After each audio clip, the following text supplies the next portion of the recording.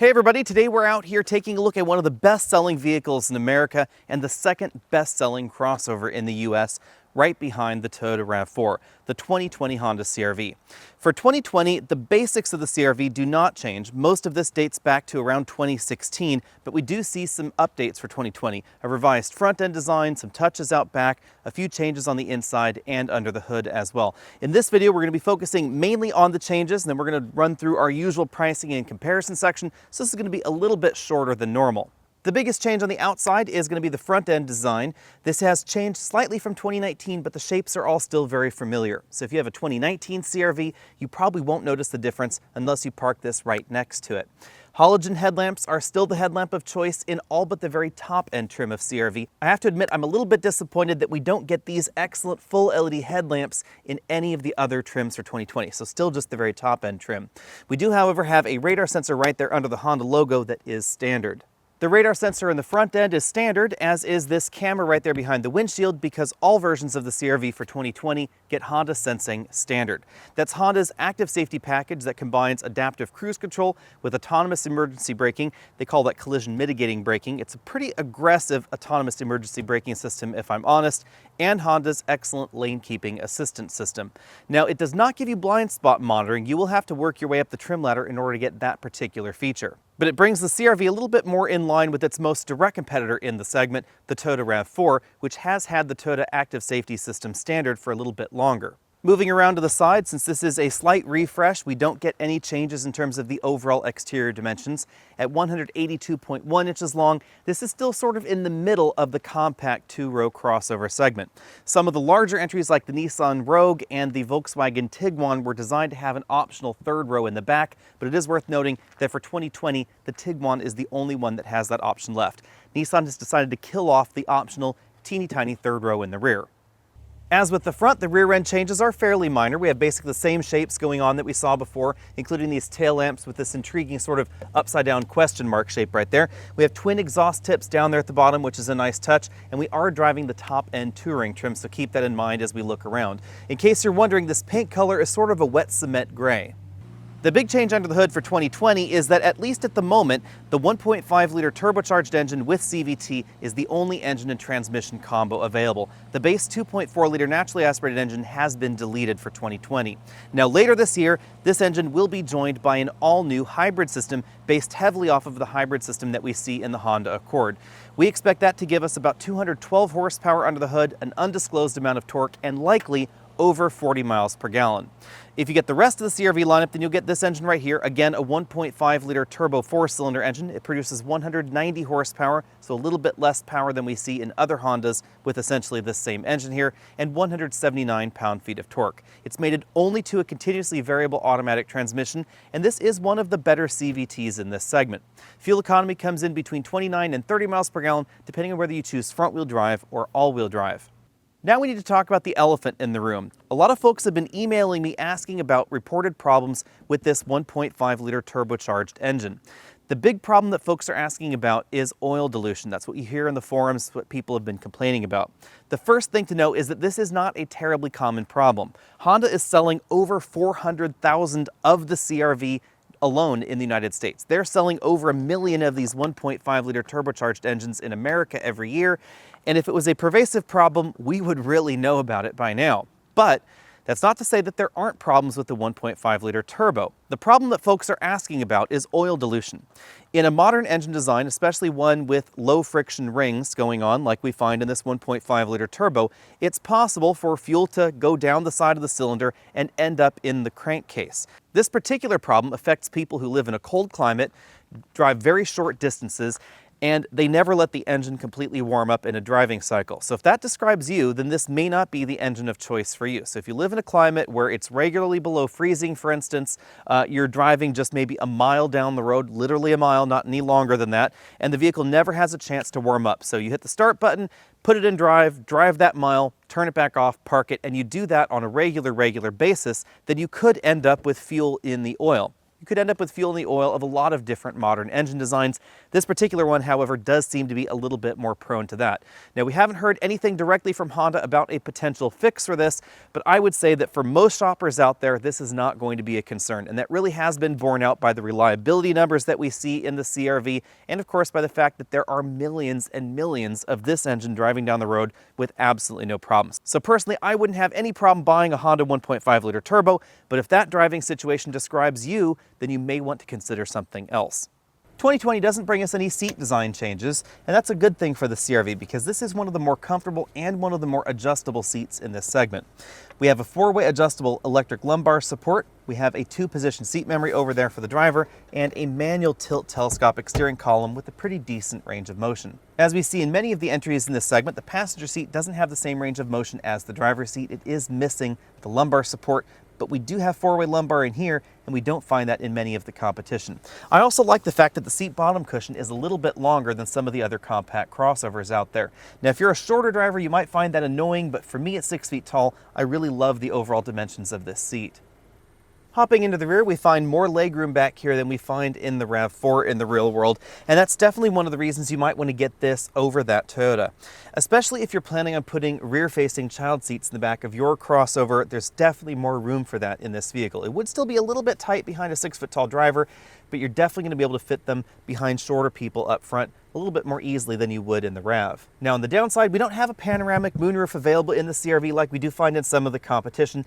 That does help out rear seat headroom. If I lean back, I still have about 3 inches of overall headroom left. We just don't have that panoramic glass above me. And of course, behind those rear seats, we still have a classic selling point for the CR-V, which is a very large and accommodating cargo area. The CR-V, the Rogue, and the RAV4 have the largest cargo areas in this segment, and you will definitely be able to fit an awful lot more cargo back here than in some of the smaller compact crossovers in America, like a Tucson or a Sportage.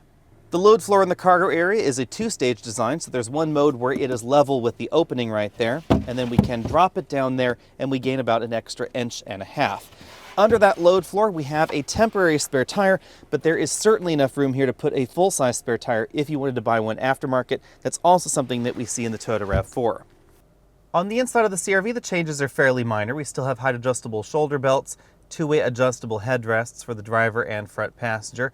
Since this is the top-end trim, we have leather upholstery in here. The bolstering on the seat back and bottom cushions isn't too aggressive, and as we move on over to the doors, I think the overall styling and the overall parts quality is definitely very good still for this segment, even though the basics of this vehicle are getting a little bit old. Honda gives us a fairly passable impersonation of wood on the doors and on the dashboard as well. The dashboard is a soft-touch injection molded component. The stitching is injection molded into that. It is not after-stitched like we see in some upper-end cars like Buicks or Acuras. And then down there we have a pretty decently sized glove compartment. I had no problem fitting a larger tablet computer inside. Other than that, the dashboard design remains about the same. This is the optional 7-inch touchscreen infotainment system with Apple CarPlay and Android Auto, but it's worth noting that 2020 does not bring us standard CarPlay or Android Auto. You do have to work your way one level up the trim ladder. If you get the absolute base version of the CR-V, then we get a very small 5-inch touchscreen LCD, and that is definitely below the norm in this particular segment. We have 2-zone automatic climate control here in this trim, auto brake hold. There's an econ button over there, a button to disable the auto start-stop system, a pretty traditional console shifter here on the dashboard, drive, sport, and low mode there below it. Moving down there, we find a revised center console. We have 2 USB inputs, a Qi wireless charging mat there, 2 large cup holders. Those are very nicely sized.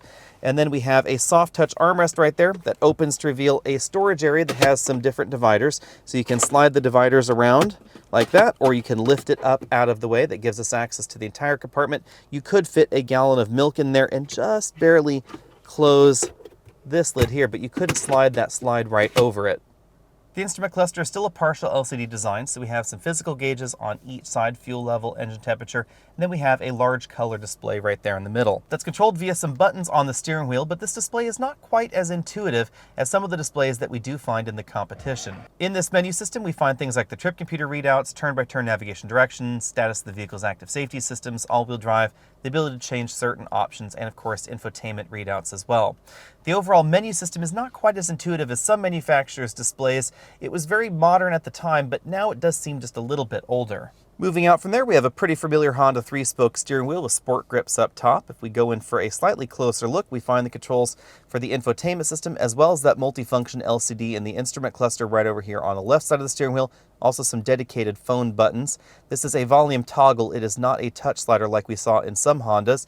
And then over on the right side, we have the controls for the radar adaptive cruise control system, as well as the heated steering wheel function. As we look across this interior, I have to say that I think it's aged very well. I've always liked the overall design, and unlike vehicles like the Nissan Rogue, I think this still looks very competitive and very modern in this particular segment. And remember that at this point in time, this overall design is getting to be nearly 5 years old. That was about when we first saw this on the auto show circuit. Down here in the center console, things have definitely been kept a little bit modern. I'm not the biggest fan of the shifter location right there in the dashboard, or the fact that we don't have a soft touch knee rest right there, but I think that overall this definitely still holds its own against the newest compact crossovers in America. One thing that I am still disappointed by, however, is the size of the overall touchscreen that I mentioned earlier in the dashboard, and the fact that Apple CarPlay and Android Auto is not standard. For 2020, the engine and transmission are unchanged. That means that this turbocharged model still goes 0 to 60 in 7.3 seconds, which is a very respectable time for this particular segment. That is just a hair faster than any version of the RAV4 in our testing. In our testing, the hybrid model of the RAV4 came in at 7.5 seconds, the non-hybrid in 7.4. I wouldn't be surprised, based on the performance that we see in the Honda Accord, if the hybrid version of this was actually the fastest in this bunch. That's because Honda's hybrid system operates a little bit differently than Toyota's hybrid system, and it gives us an incredible amount of low-end torque. But we're not here to talk about the hybrid. That's going to be a separate video. We're here to talk about this 1.5-liter turbo. This is one of my favorite CVTs out on the market, if you can call a CVT a favorite transmission. Now, admittedly, personally, I would prefer a stepped automatic transmission in my new car, but there are a lot of reasons that you might want to get a CVT. There's definitely a smoothness when hill climbing. This allows the engine to stay at lower revs for better fuel economy over a wider ratio of speeds. Fuel economy and overall performance are definitely the reasons you find the CVT in this model, just like we find the CVT in vehicles like the Honda Civic. Versus Nissan CVTs, Honda's CVT is definitely faster at shifting ratios. So if we're just tootling up this hill, engine's going 2,000 RPM, we go around this corner, we mash the throttle, we get something that approximates a shift a little bit more closely. The engine goes up there to about 4,000, 4,500 RPM pretty quickly. But this does not shift as quickly as the chain-style CVT that we do see in the new Hyundai and Kia products. We expect to see that CVT spreading across their lineup. At the moment, it's just in vehicles that are smaller than the CR-V here, though. A lot of folks have been concerned about overall CVT lifetime. A lot of those concerns apply mainly to older Nissan CVTs or Jatco CVTs. That's not the CVT that we find in this vehicle. This is an all in-house design by Honda, and it has proved to be pretty reliable overall. In our 60 to 0 stopping test, this model took 116 feet to stop. That's a pretty decent time overall for a compact crossover. That's notably shorter than we find in the Toyota RAV4. But when it comes to handling, the CR-V doesn't feel quite as sharp as the Toyota. I chalk that up mainly to the fact that the CR-V is older than the RAV4. Remember that the basics of this vehicle came out in 2016, and the RAV4 is basically a brand new design. Toyota also has really focused on handling ability and handling feel in their latest TNGA platform vehicles, and that really shows with the RAV4. But that doesn't mean that the CR-V is a slouch. This is definitely in the top tier of the compact crossover segment when it comes to overall handling ability and overall feel. Road grip in this is a little bit better than some versions of the Mazda CX-5. Remember that Mazda uses fairly narrow tires. Now the CX-5 has a much better steering feel. It definitely feels more engaging than this, but that doesn't mean it's actually going to grip the road better than this. And that's why when it comes to our overall handling score, I'm still going to give this an A-, a very similar score to what we see in the Toyota RAV4 Hybrid. Keep in mind, again, there are going to be slightly better handling options in this segment, and of course better feeling options as well. While the CR-V may not be quite as sharp out on the paved road, it really does have a nice ride if the going gets a little bit rougher, like this gravel road that we're on right here.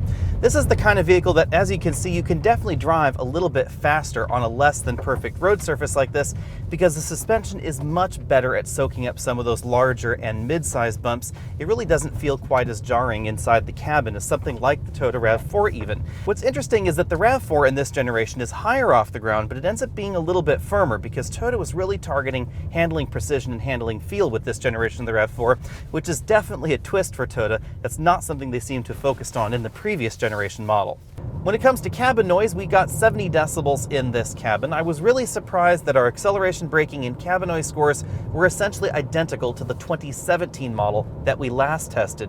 That's not something we normally see in this segment. We normally see just a little bit of drift here and there over model years, sometimes improvements in certain areas, etc. But this was essentially the same as that last model that we tested. 70 decibels is a pretty quiet cabin for a compact crossover. The Toyota RAV4, for instance, comes in at 72 decibels. It definitely is a little bit louder on the road. We definitely get more road noise out of that model. Road noise and wind noise are very well controlled in the CR-V, but oddly enough, we get a little bit more engine noise into this cabin, and the engine sounds are not as refined as the four-cylinder that we find under the hood of the RAV4. That surprised me a little bit. I had expected this to be a little bit quieter. I recall it being a little bit quieter for some reason, but I think that's just because other entries in the segment back in 2017 were also a little bit less refined than the current crop. Even though the CR-V is several years old now, it is still very competitive in the compact crossover segment. But this also reminds me of a question I get asked frequently over at facebook.com/AlexandAutos, which is, why is it that pretty much every new car reviewer out there gives every new car at least a passing grade?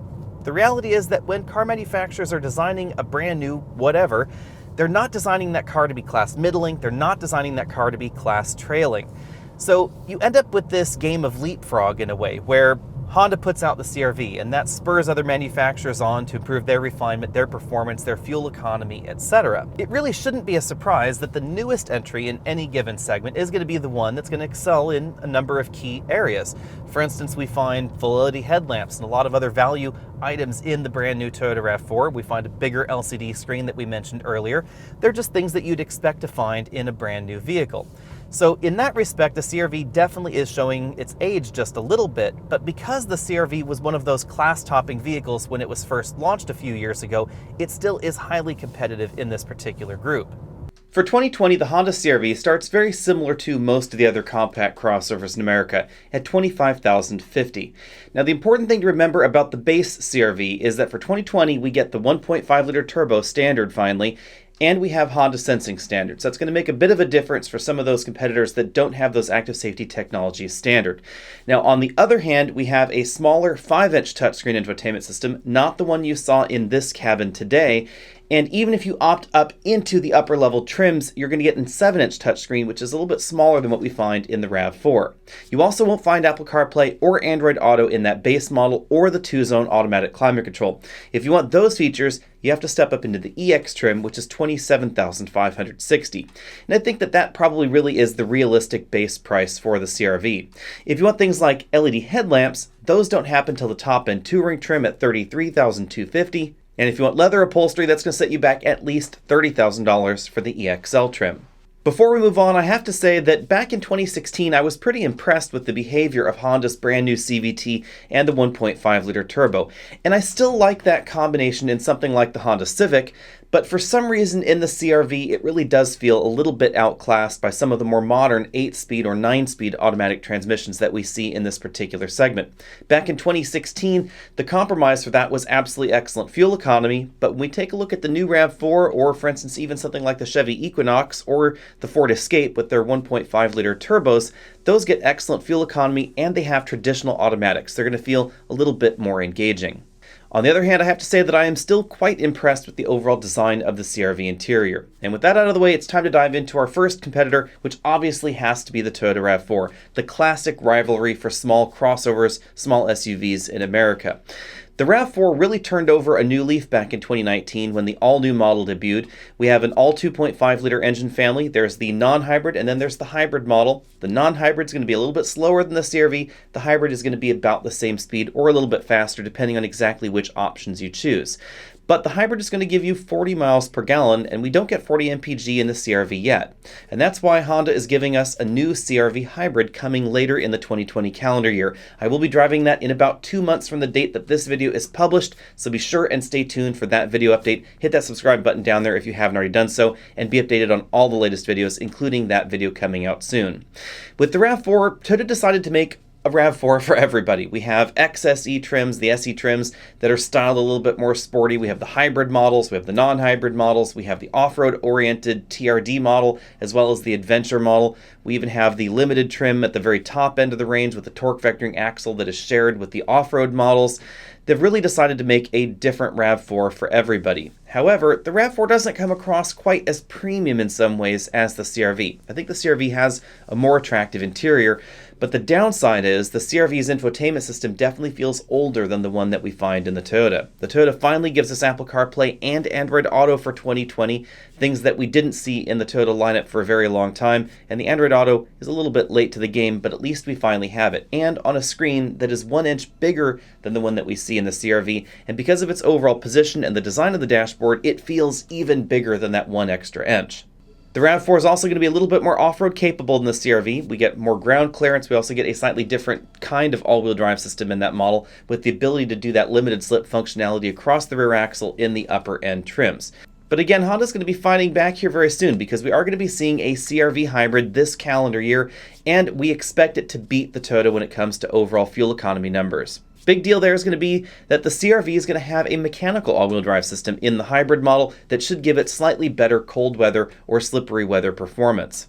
Before we move on, it goes without saying that we should talk about the RAV4 plug-in hybrid. That is going to be likely the fastest entry in this segment. It's probably also going to give us about 30 miles of electric range. With the RAV4 plug-in hybrid, Toyota's going in a very different direction than the Prius Prime because not only are they giving the RAV4 electric range, but they're giving it over 300 horsepower, which is definitely an interesting twist for Toyota. Next up, we have the Nissan Rogue, the third bestseller in this segment. The big deal about the Rogue is obviously going to be the value pricing.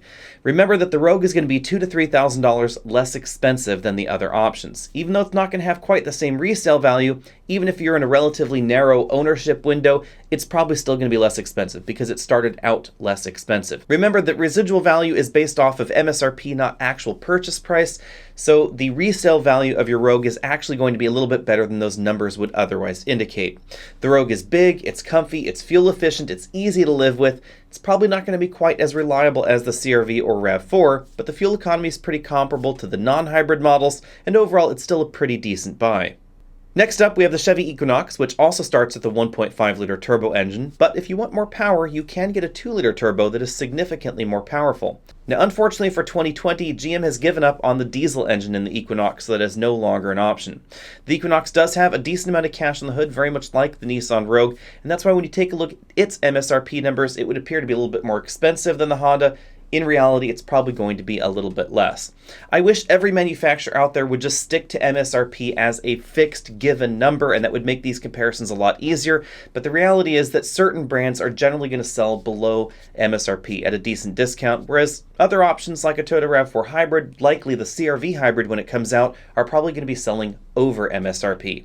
With the Equinox, it's obvious that GM prioritized interior room over cargo room, so we have a lot of legroom going on there. It's decently wide, it feels roomy and comfortable, but the cargo area is going to be a little bit smaller than some of the larger cargo areas in this segment, like the CR-V. Next up, we have the all-new Ford Escape, which probably has one of the most extensive engine lineups in this segment. We have a 1.5-liter turbo base engine, an optional 2-liter turbo engine, a 2.5-liter hybrid system that is available right now, and a 2.5-liter plug-in hybrid system that, if it's not available right now, should be very, very soon. That's going to give you about 30 miles of range, but unfortunately it does sacrifice the all-wheel drive system that we see in the regular hybrid. Much like the CR-V hybrid, the Escape hybrid has a mechanical all-wheel drive system, so if you're looking for something that has a little bit better winter traction, that's probably going to be a good option for you. It also has very impressive fuel economy numbers overall, and the Escape is very roomy on the inside. The Escape is roomy enough that you may actually find more combined legroom in it than in the next category up, which is the mid-size 2-row crossover segment, but the cargo area as a result is a little bit smaller. You'll notice it is just a few cubic feet shy of what we see in the CR-V. It's still very competitive in this segment, still above average, but it isn't going to give you quite the same kind of cargo capacity that we find in some of the other options. When it comes to active safety, Ford is going in a slightly different direction than Toyota and Honda, and instead of giving us adaptive cruise control standard, they're giving us blind spot monitoring and rear cross traffic detection standard. This is a similar trade-off to what we see in some Nissan and Hyundai vehicles out there, and personally, I'm okay with this particular swap. I think that blind spot monitoring and rear cross traffic detection is definitely important, and as long as we get the automatic emergency braking, which we do get in the Escape, then I'm okay with that particular trade. If my money were on the line in this particular segment, what would I get right at the moment? I think it would be a tough choice between the Ford Escape and the RAV4, most likely hybrid models of both of those options. The Escape gives us more interior room, more leg room, especially in the rear seats. That's definitely going to make it a little bit easier for folks that want to put a rear-facing child seat in the back, whereas the RAV4 has a slightly bigger cargo area. In some ways, the RAV4 Hybrid is going to be a little bit more practical than the Escape Hybrid because of the cargo area, the fact that we have that full-size spare tire ability back there. It doesn't come with one standard, but you can fit one back there. That's thanks to the electric all-wheel drive system. Whereas the Ford has a mechanical all-wheel drive system, it's going to make it a little bit more adverse weather capable, but it is going to take up a little bit more room on the inside. And as a result, the cargo practicality drops just a little bit. If you're looking for the most attractive entry in this segment, without a question, that is the Mazda CX-5, but I think it falls short in enough other areas to just put it in the runner-up status in this category. Let me know what you think about all that down there in the comment section below. If you were shopping for a crossover in this segment, what would you pick? And of course, be sure and stay tuned because the Honda CR-V Hybrid is coming very, very soon, and that may help tip the scales back in the favor of the Honda. The Honda interior is absolutely gorgeous. Hopefully there are some additional infotainment improvements coming down the line, but the addition of that hybrid system is definitely going to make it a very solid competitor. I'll see you all later.